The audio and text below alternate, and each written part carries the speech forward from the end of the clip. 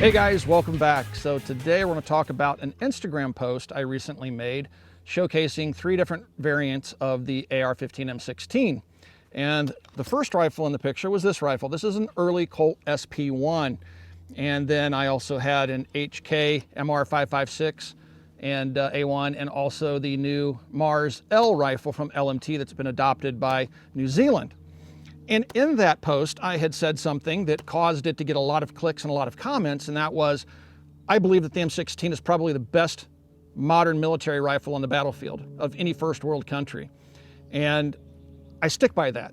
This rifle was designed in the 1960s, and it is a derivative of the original AR-10 designed by Eugene Stoner when he was working with Armalite. Armalite sold the right to Colt because they couldn't win a military contract, and so Colt got the rights to the AR-15 M16, and they went forward with the development of the rifle, and it wound up being adopted by the U.S. military and fielded in Vietnam. And of course, we all know the story about the early teething problems the rifles had.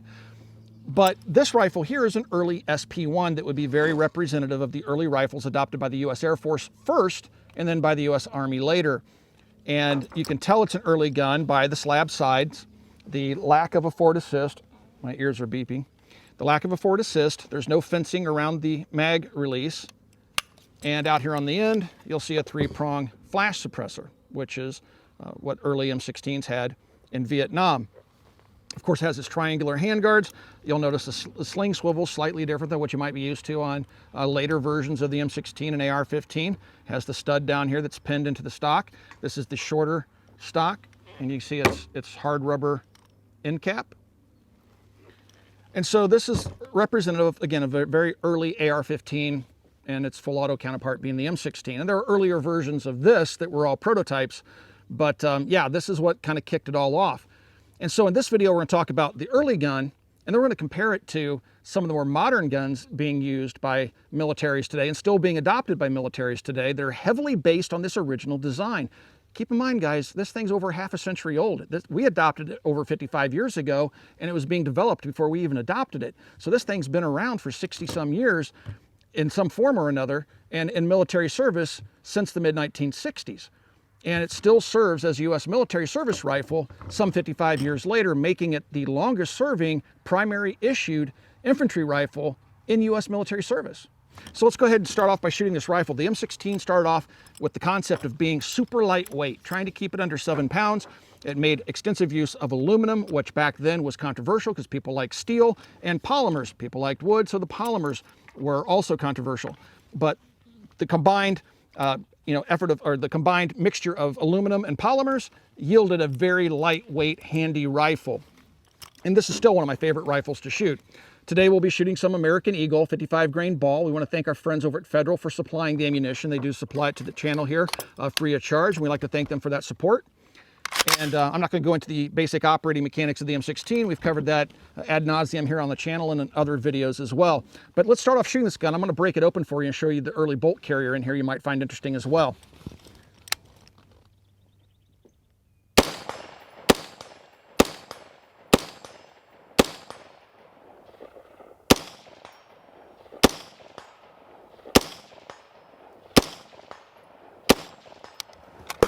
What a great shooting rifle. I love this gun. The M16 is just an amazing weapon. Now I'm going to go ahead and break it open here for you really quick and show you this early bolt carrier. So later the M16 would have the forward assist, but the early guns did not. Therefore, you don't have the teeth on the bolt carrier for the forward assist. Now, Colt would later sell the SP1 after the M16A1 went into production with bolt carriers that had the teeth on them, even though the SP1 rifles that came after this gun did not have forward assists. So that's really cool to have this early rifle, and it's one of those rifles in my collection I cherish quite a bit. All right, so let's continue the discussion about the M16, take a look at some evolutionary changes that have happened to it, and talk about these rifles that are currently in military service and still being adopted in the last 5 years or so. We would like to thank our friends at Big Daddy Unlimited for helping to make this and other videos possible. If you'd like to help us out, swing by the BDU website, and just for 99 cents, you can try out their service for 1 month. And they're basically like the Sam's Club of the online world. So check them out. If you would like to stay a member, go by militaryarms.org. There's a big link right at the top of the website, and you can stay a member for 20% off every month going forward. So please check them out. The M16 has obviously been in service with the U.S. military since the 1960s, but of course it's gone through some evolutionary changes from the original M16 to the A1, A2, and then all the way up to the current M4 carbine that's currently being fielded as a primary infantry rifle by the U.S. Army. The U.S. Marine Corps adopted the M4 as well for a short period, and they're moving over to another version of the rifle, the M16, another variant themselves, and kind of moving away from the M4. But we'll get into that here in a moment. So the M16 continues on in military service. This now is the primary infantry rifle for the U.S. Army, and you'll see it being used by the Air Force, still to some degree used by the Marine Corps, in pretty much all branches of U.S. military service. And this is a derivative of one of the early Colt prototypes that was used in Vietnam, the XM177E2, which up until 1985, both the Army and the Marine Corps were playing around with. Well, by 1994, they decided to standardize on a carbine, and the M4 was it. It entered military service in 1994, 1995, in that era. So this continues on in military service today. And its primary differences is it has the A2 improvements, which is the strengthened lower receiver. It uses a shorter 14.5-inch barrel. This one has a muzzle device on it to get it to an overall length of 16 inches. This is a Colt M4. And then it has the CAC rail system on it, and then the adjustable 4-position buttstock, which replaced the 2-position of the earlier XM177. And so this rifle really kind of changed things, because the M16 went from an iron sight rifle to then adopting this flat top upper, which completely changed the dynamic of the rifle and pushed it into the future. And that future was the easy use and mounting of force multipliers, things like optics and laser designators and IR lights and white lights and things like that, vertical foregrips. And that's where the CAC rail system comes in, because you can mount all those things to this rail system simply by swapping out the front handguards. And they put a grenade launcher on it, all sorts of stuff, which of course goes back to the 60s as well. But this rifle is one of the oldest rifles we have out here today to show you in terms of the evolution of the M16 in military service.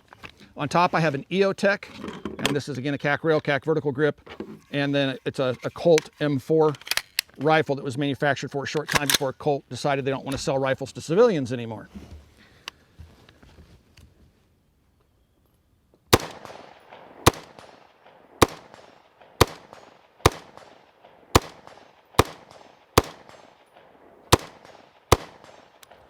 So one thing that's been fairly consistent with regards to the rifles that the U.S. military has used, they've continued to use the direct gas impingement system with one exception.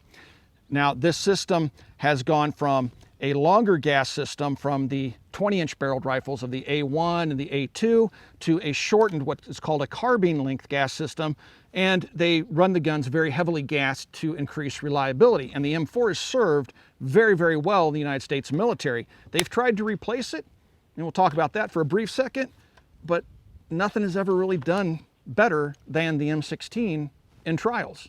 So as I'd mentioned previously, there have been a couple of attempts by the U.S. military to find a different rifle to replace the M16 in U.S. military service. There was the XM8 program, for example, and there's been several others, and one of the most notorious would be the SCAR program.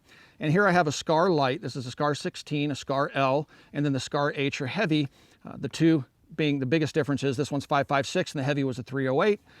This rifle entered a very brief military service in 2009 with the 1st Battalion 75th Rangers Regiment, and they were seen in 2009 with the rifles. They used them in combat, but then they turned them in and decided to go back to the M4. And that pretty much ended the military service of the SCAR 16. Now the SCAR 17 continues on in use by special operations, but if you talk to any of the folks in the SEALs and stuff like that, you're gonna find that many of them don't like the rifles and they have the option of choosing which weapons they take into combat. And many of them are opting not to take the SCARs anymore because the stocks break, they're unreliable, they cause all sorts of different problems. The guns just haven't done well in military service. And that's kind of funny because these things are extremely expensive as civilian rifles, very hard to come by, and they sell out the minute they hit the shelves, but the military pretty much turn their nose up at them. And as the primary infantry rifle, we continue to use the M4 and the M27, which we'll talk about here in a moment. But the SCAR is a more modern system. It uses a gas piston versus direct gas impingement. It made extensive use of polymers, including a completely polymer stock assembly, which is known to break. You can adjust it for length of pull, and it uses an extruded aluminum upper, an all polymer lower, and so the gun is extremely lightweight. The charging handle, one of the biggest complaints, and supposedly the Army changed this. FN proposed it with the non-reciprocating bolt handle, and as the story goes, the Army requested a fixed charging handle, but the charging handle reciprocates when the gun fires. Now, FN has gone on since to make a gun that we've seen at SHOT Show, which is a little short version of this with a non-reciprocating charging handle, but to my knowledge, that hasn't made it into U.S. military service. Again, these things were shelved. But the gun overall, in my opinion, is unremarkable. It's a lightweight firearm that's just okay, but at $2,700 some odd for one of these, I'd take an M4 over it any day of the week. It's just not that good of a rifle. It certainly looks good. It has a very cool name, SCAR, but in reality, it's just an expensive, lightweight rifle that really is unremarkable.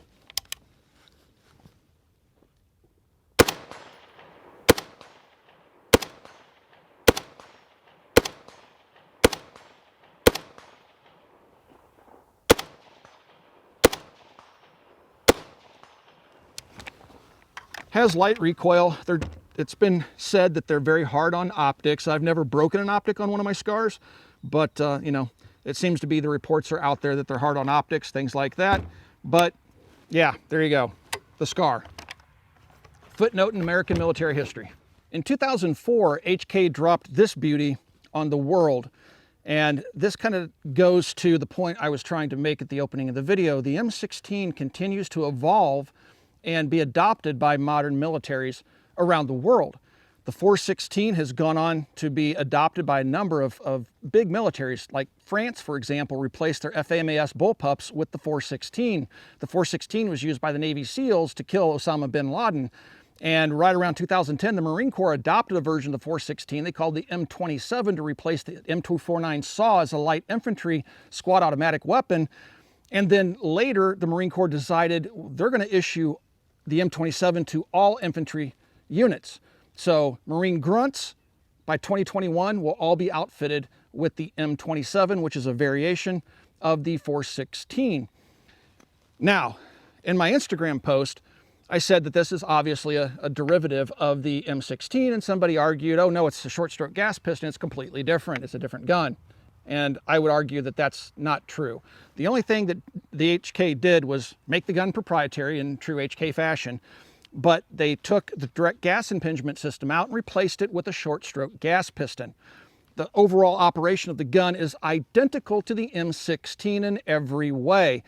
And the concept of a gas piston rifle isn't new. The 703 Colt was developed in the late 1960s because the U.S. military was looking at the problems the M16 was having early on in Vietnam, and Colt started off working on a long stroke gas piston system similar to the AK-47, came up with the 703, but it never went anywhere. The U.S. military continued to use the direct gas impingement system. So if you would take a look inside of this, this is a Brownell's clone of the 416. The kits are no longer available. It does have an MR556 lower on it, so I have to use the tip of a bullet to take it apart, which is goofy. The actual military version doesn't require that. But if you take a look inside the rifle, lo and behold, that's an M16 bolt carrier. Now it has been changed. You can see that the gas key is missing. That's because it's a tappet now for the gas piston to work against. But all they've done is change the method by which the bolt carrier gets pushed rearward. Direct gas would vent gas into the chamber area to expand, which then would push the bolt and carrier rearward. Here we have a short stroke gas piston tapping it right here, which then pushes the bolt carrier rearward. Other than that, it's basically an M16. It does have a spring inside there that the M16 doesn't have, but you still have standard M16 components. Now, again, most of these parts are proprietary, but that's just because the way HK is. But the 416 is definitely one of those rifles that has made a pretty big splash in modern militaries. Very, very popular weapon system. So much so the US military is also using it. All right, trying to push that pin with the tip of a bullet because HK likes to make things complicated for civilians. But the 416 is a very robust weapon system. It's built like a tank. It's definitely heavier than the M4. The Marine Corps says that it extends the range of the Marine infantry unit or infantry Marine by over 150 yards. Now, how they come up with that, I don't know, but they claim that the M27 does do that over the standard M4. But the guns are, exquisitely built, true HK quality, and they just are extremely pleasant guns to shoot.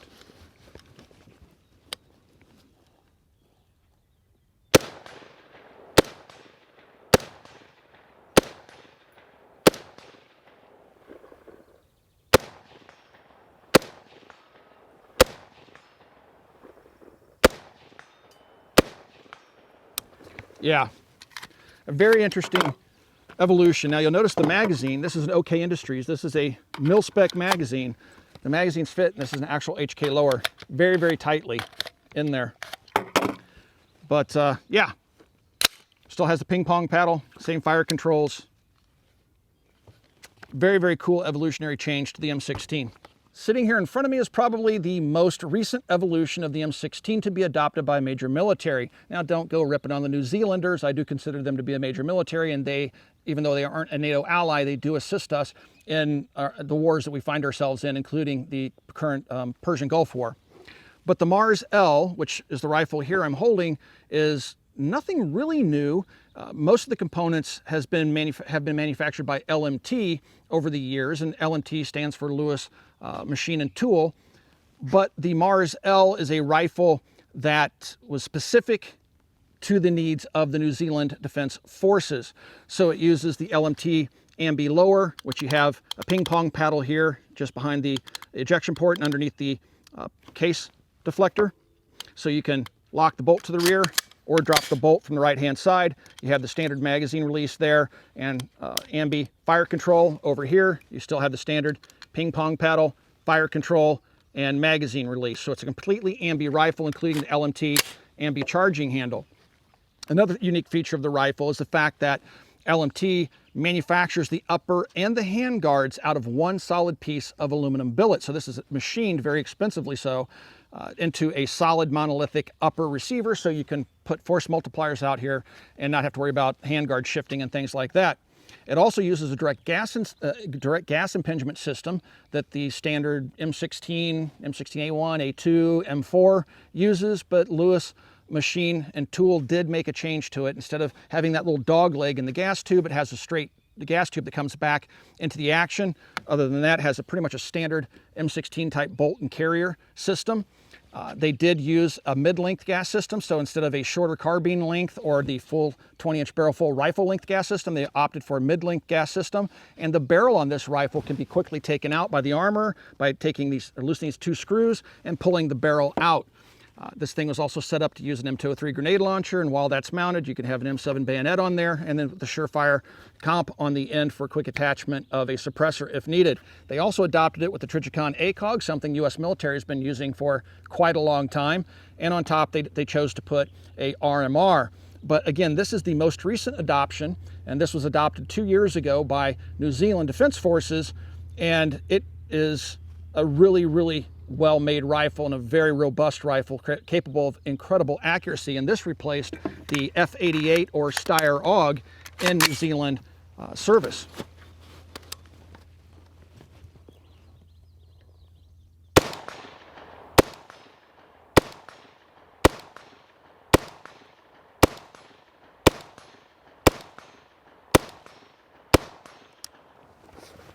Very, very smooth shooting rifle. A lot of people will say the mid-length gas system reduces recoil, and I think it does. Again, a lot of that has to do with port size and how much gas you give the rifle, but this is a very smooth shooting rifle, and I'm shooting 223 out of it, and it was designed for 5.56, which is slightly higher pressures. But yeah, so this would be it. This would be the most recently adopted M16, and The only place that it really differs from the original design is this thing's a little bit heavy because of its monolithic upper. When you compare it to the original SP1 that I brought out this afternoon, it's a little bit of a chub-bub, and so is the 416, but it still has the heart and soul of a standard AR-15 M16 inside of it. Take a look at the insides. That's a standard M16 bolt and carrier. So, pretty impressive, Stoner and crew. You guys did an amazing job with the AR-10 and the M16. While this is an impressive stack of AR-15 M16 variants, it's by no means a comprehensive representation of what's been manufactured, what's out there in military use. The M16 itself has gone through so many different evolutionary changes. Colt did all sorts of crazy stuff, from building gas piston guns and short rifles, long rifles, DMRs, belt-fed versions of it, all sorts of stuff. And the rifle has proven over the decades to be a very, very modern, modular, very capable infantry rifle, and in my opinion is the best military service weapon being used by any military right now. And yes, I'm including the AK-47 in that. I know that's going to cause a firestorm in the comments. With all that being said and everything we've talked about this afternoon, of all the guns here, my favorite is this one. The original concept of this rifle being super lightweight, paper thin, just a handy rifle that's capable of extremely good accuracy, modest to light recoil, and delivering a lethal punch at range. You just can't beat the classics. All these serve a purpose, and definitely in a modern military, they're far better suited for modern combat than this rifle is. But as a happy civilian that just loves his AR-15s, I think I'll stick with my SP1. Guys, thank you for 12 years of support, and if you would like to support us here at the Military Arms Channel, the best way to do that is to become a Patreon supporter. There is a link in the video description below. Follow that link and consider supporting us here at the Military Arms Channel. Also, as an alternative, if you look underneath the video player right now, there's a little join button. Click that join button, check out some of the incentives, and consider becoming part of our YouTube family, again, right here on YouTube. And last but not least, swing by and check out coppercustom.com. All right, guys, I already thanked you for those 12 years of support. Now I'm going to end with 10 rounds out of my SP1. I love this rifle so much.